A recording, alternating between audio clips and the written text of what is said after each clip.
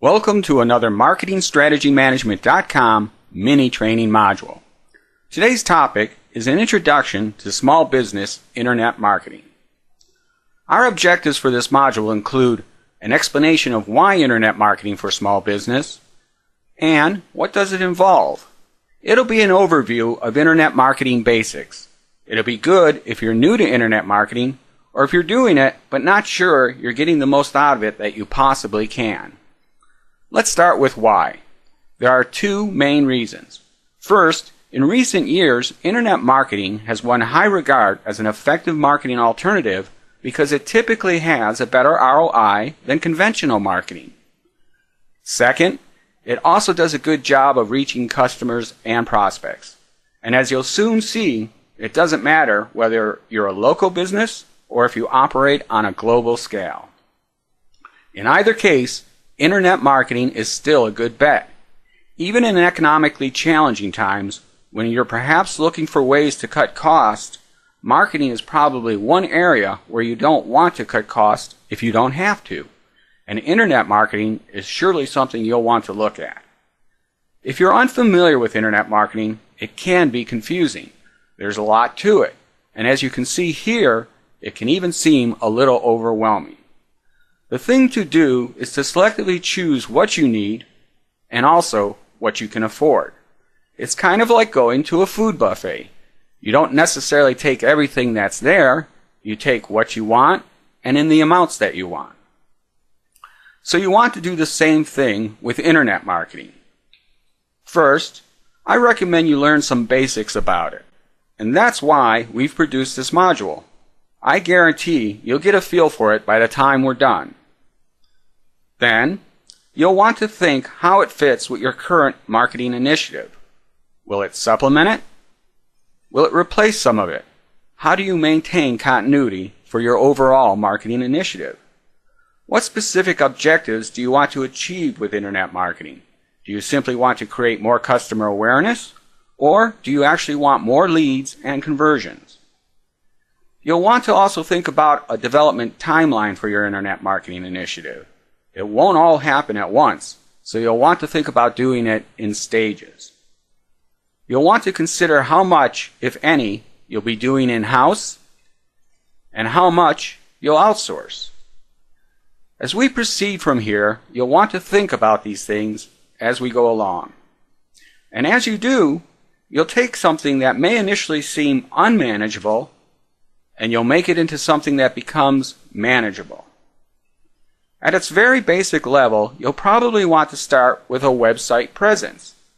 Now, it's important to recognize there's a lot that goes on with developing a business website. I've just touched on a few things here. Things like site design and layout, graphic design, content development, copywriting, and keyword research. Now, I want to talk specifically about the last of these, keyword research. This is one of the things that makes internet marketing unique. Keyword research has to do with something called search engine optimization, or SEO. What is SEO? And how does keyword research fit into it? I think most of us are familiar with the idea of a search engine. In this day and age, they've become part of the shopping experience. People enter what they're looking for into the bar, and what they're entering are keywords and phrases. The idea is that you incorporate keywords and phrases into your website so that you get a high ranking when the search is performed. Preferably, you'll be at the top. But in this case, Marketing Strategy Management was ranked 6th. So you've got 5, 4, 3, 2, 1 ahead of MSN. But let me show you something. We're ranked 6th out of over 8 million results.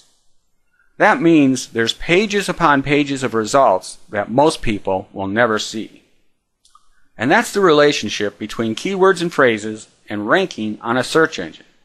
If you're just a local business, you can benefit from this.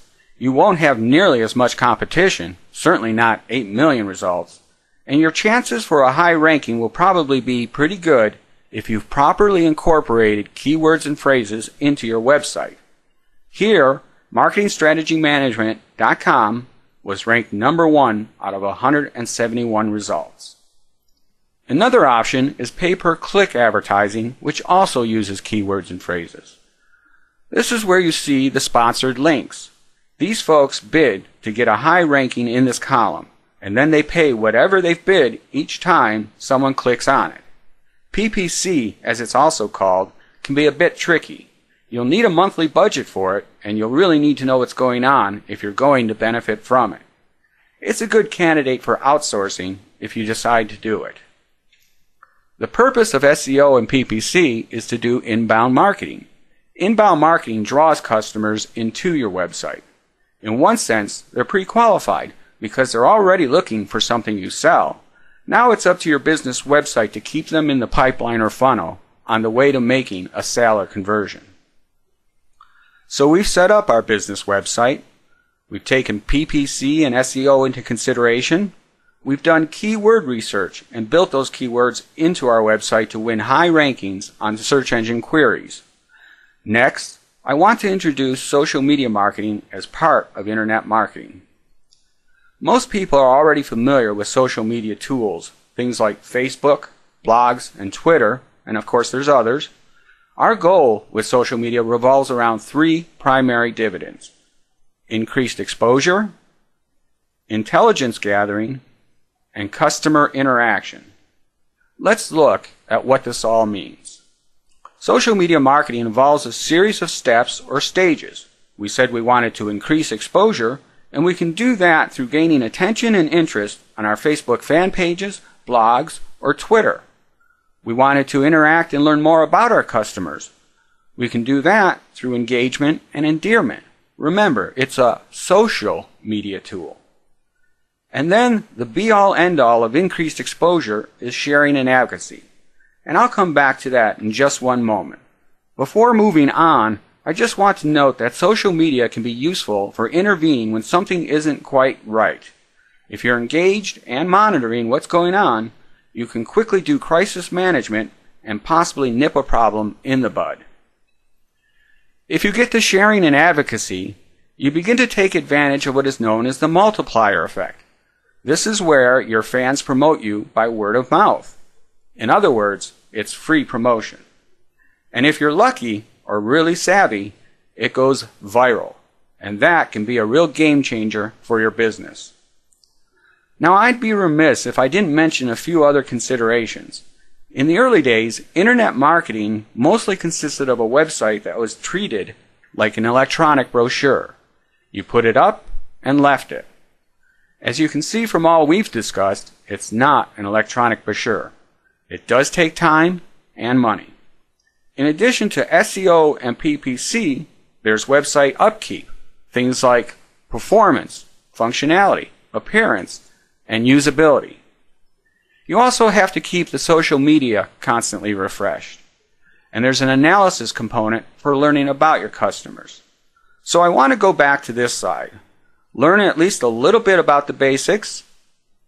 Think about how it fits, what you're going to use and what you're not going to use. Develop business objectives for it. Think about a development timeline. And then how much in-house and how much to outsource. If you answer these basic questions, you'll greatly improve the odds for getting the best ROI possible. And that concludes another Marketing Strategy Management mini module. Thanks, and we'll see you next time.